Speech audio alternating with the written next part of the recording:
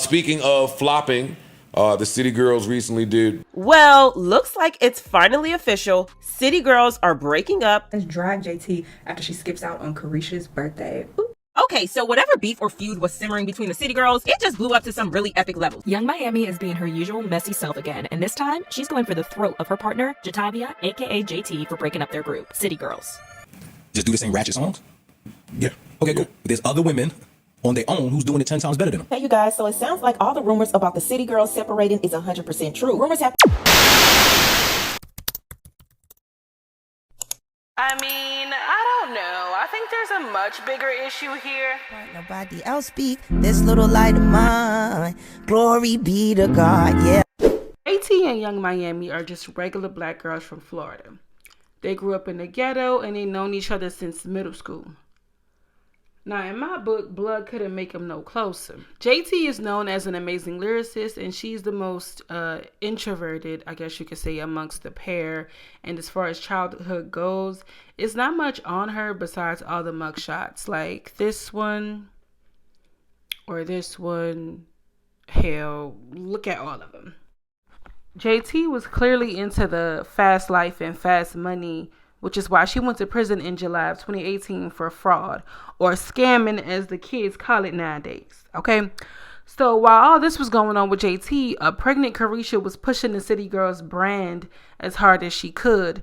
Remember, y'all, JT got locked up just as the song In My Feelings with Drake was released. Now, that song ended up getting 1 billion streams on Spotify alone, not including YouTube or any other platforms. So needless to say, the City Girls' proximity to Drake thrusted him into the spotlight. So I will say, I don't think JT was ever super extroverted. And Young Miami, well, let's just say if you look up the word extroverted, we might just see her face.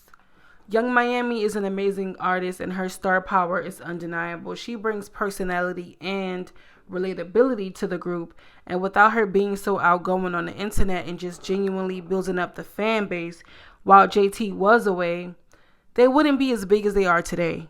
Most of what we know about Young Miami is her love life. I know her second baby is from the producer Southside, and her last affiliation was with Diddy. But y'all, she definitely been on mute since that Cassie lawsuit situation. Now, the fans are speculating that the group is over because of JT's recent single, Sideways, where she said something like, it'll never be the same, something about the old days. And some people are saying that it's a direct diss to Miami, and they're wondering if they're done. Have they grown apart? What's the TJT?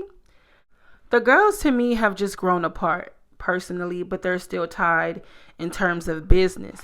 JT seems to be dipping her toes in the fashion world and just exploring different art mediums.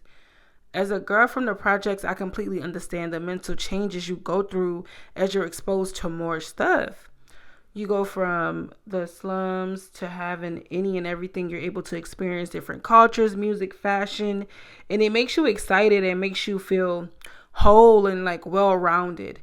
You know, imagine going from arguments about food stamps and who drank the last apple juice to learning about vintage cars and art and designers and discovering, you know, caviar and truffle and all that shenanigans. And it just makes you want to explore different stuff and try stuff. And then you got Miami, and I think her mindset is just the same as it was back then. Not in a negative way. It's not a direct hit to her intelligence, but black women, like, let's be honest, we have friends that are, you know, two ends of the spectrum, but you respect them the same. I don't think we are witnessing the demise of the City Girls.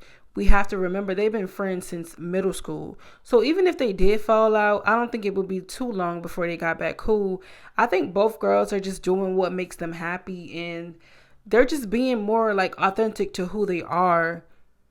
And, you know, what's up with our addiction to tearing black women and pitting them against each other? Like, why when it comes to black women, they can only be one beautiful one or the one talented one or this one is the best, blah, blah, blah. Like, but when it comes to like other women of different ethnicities, they can have a multitude of people, you know, in the same category or career or whatever. Like, you know, Kendall Jenner and Bella Hadid, they're both seen as beautiful.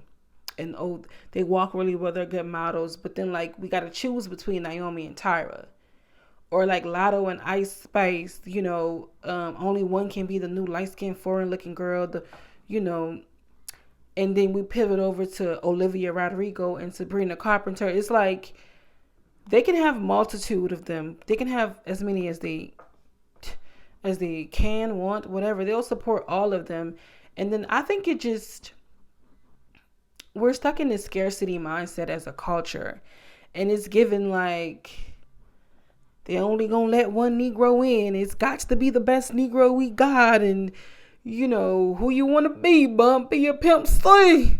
And it's just like the late millennials and like the Gen Z, thank God, are changing this. But as a collective, we need to heal, like, just need for distinction through division.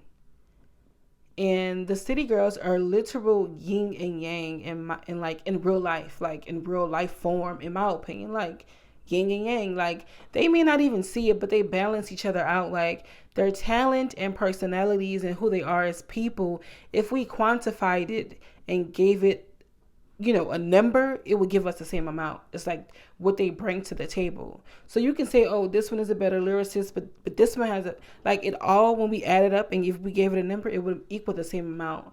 So my deep thinkers, let's think about how we can create space for all types of Black women with the same value and respect. Whether we consider them ghetto, smart, classy, naive, the gold digger, or pick me, we should understand that we were all where the next woman is. So if you're not going to support them, just pay it dust, okay? Until our next video, which is going to be about Austin McBroom and his shenanigans, child. It's like, yeah, that's going to be my next video, Austin McBroom. And remember, you are validated through me.